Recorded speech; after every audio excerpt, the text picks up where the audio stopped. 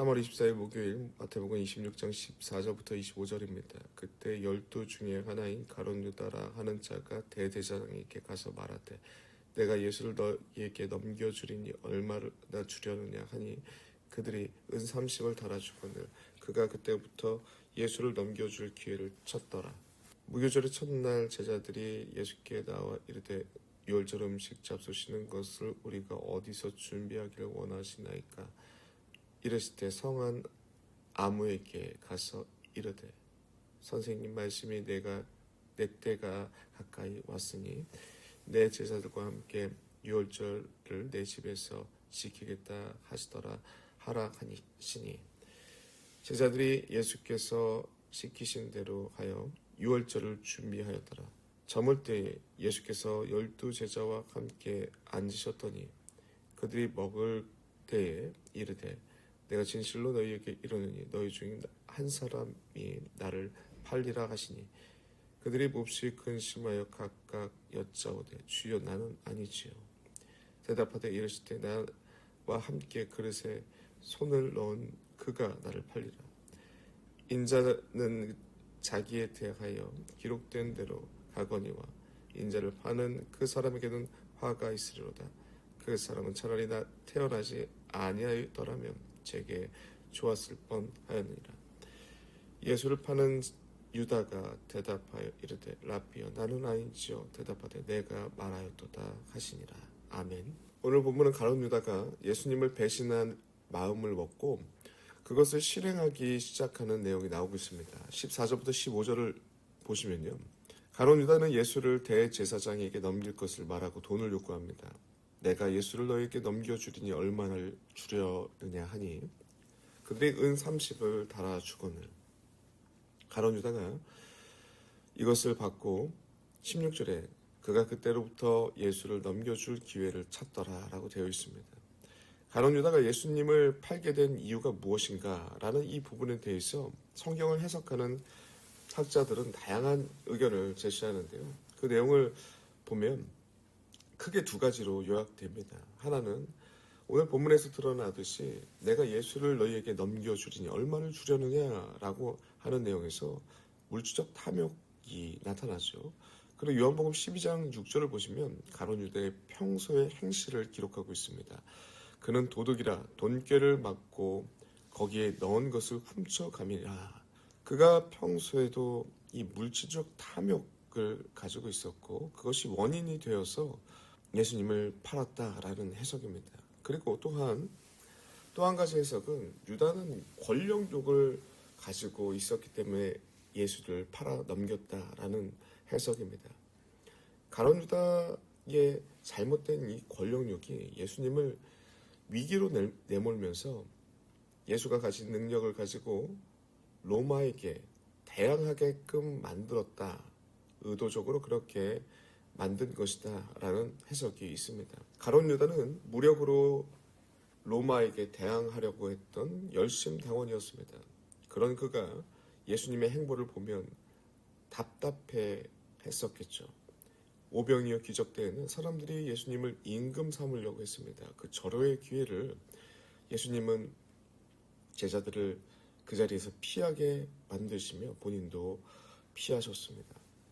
종교 지도자를 꼼짝 못하게 할 말씀의 능력과 권위를 가지고 있으면서도 자꾸 섬김과 희생을 강조하고 있습니다.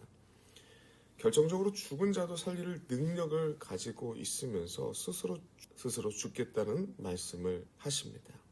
이 답답한 상황에서 가룟 유다는 예수를 팔므로 예수께서 가진 능력을 스스로 쓰길 바랬다라는 해석입니다.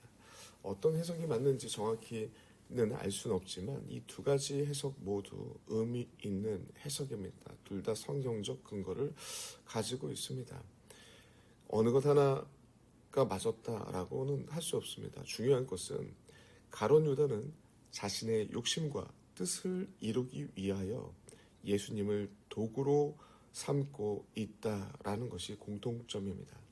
사랑하는 성도 여러분들, 이 부분에서 오늘날 예수의 제자들인 우리의 모습을 비춰봐야 합니다. 우리는 예수의 제자입니다. 그런데 여전히 나의 욕심이 앞서고 있고 주님의 뜻이 아닌 내 뜻을 이루고자 하는 욕망을 내려놓지 못한다면 우리는 언제든지 예수를 팔아넘기는, 예수를 도구로 삼는 자가 된다는 것을 잊지 마시기 바랍니다.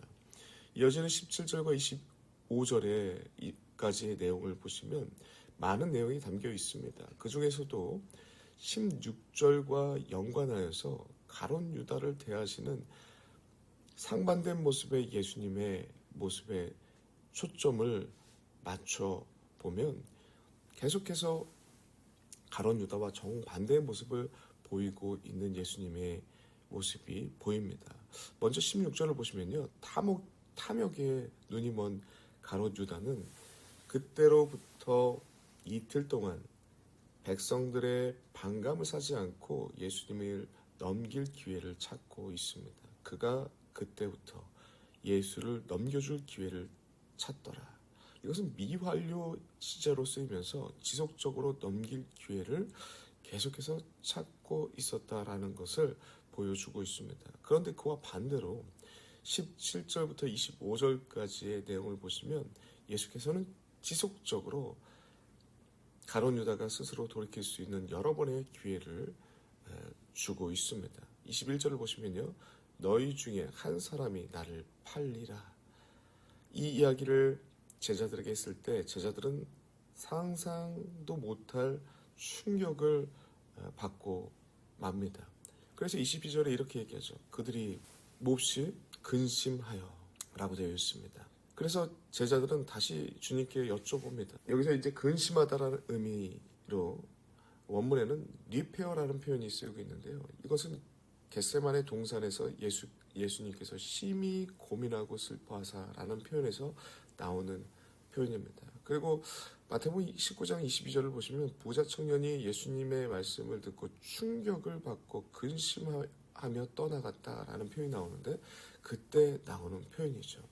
동일한 표현을 오늘 본문에서 제자들은 그 충격을 받은 내용을 이 단어를 통해서 쓰고 있습니다. 이렇듯이 예수님의 이 말씀은 제자들이 전혀 예상치 못한 충격적인 말씀이었고 3년간 제자들이 자기들 사이에 쌓인 유대감을 통해서 보더라도 전혀 누구인지 알 수 없을 만큼 그 충격적인 말씀이었습니다. 그런데 당사자는 얼마나 충격적이었겠습니까? 그가 감추고 있던 모든 계획을 예수님께서 이미 알고 묻고 있는 것입니다. 그런데 가룟 유다는 자신의 잘못된 탐욕과 의지를 굽히지 않습니다. 부인하고 숨깁니다. 그래서 주님께서 재차 23절에 물어보십니다. 말씀하십니다. 나와 함께 그릇에 손 넣은 그가 나를 팔리라 라고 좀 더 직접적으로 말씀하십니다. 그런데도 그는 또 모른 척하며 숨깁니다. 이에 주님은 24절에 욥기의 내용을 인용하면서 그의 잘못된 의지를 굽히지 않는 어리석음을 다시 한번 지적합니다. 인자를 파는 그 사람에게 화가 있으리로다. 그 사람은 차라리 태어나지 아니하였더라면 저에게 좋았을 뻔하였느니라 라고 직접적인 언급을 하십니다. 그러나 역시 그는 여전히 그의 뜻을 굽히지 않고 또 모르는 척 숨깁니다.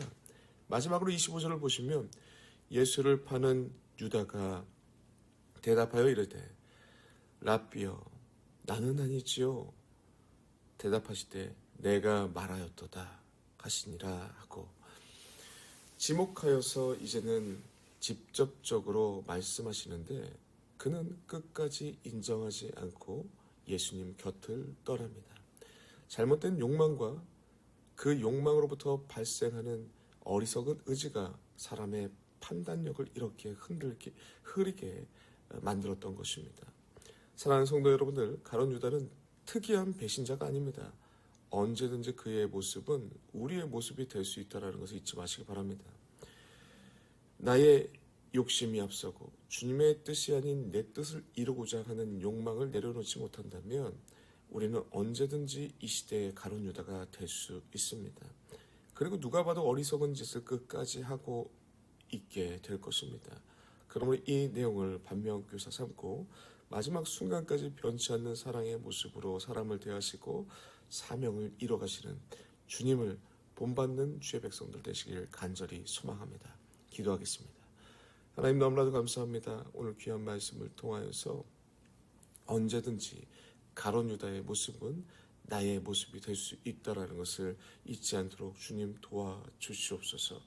하나님, 나의 욕심이 앞서고 주님의 뜻이 아닌 내 뜻을 이루고자 하는 모든 욕망을 내려놓습니다. 그리고 주님께서 사람을 대하시는 그 사랑의 모습과 사명을 이루시는 모습을 본받아 이 땅을 살아갈 수 있도록 주님 붙잡아 주시옵소서. 예수님의 이름으로 기도드리옵나이다. 아멘.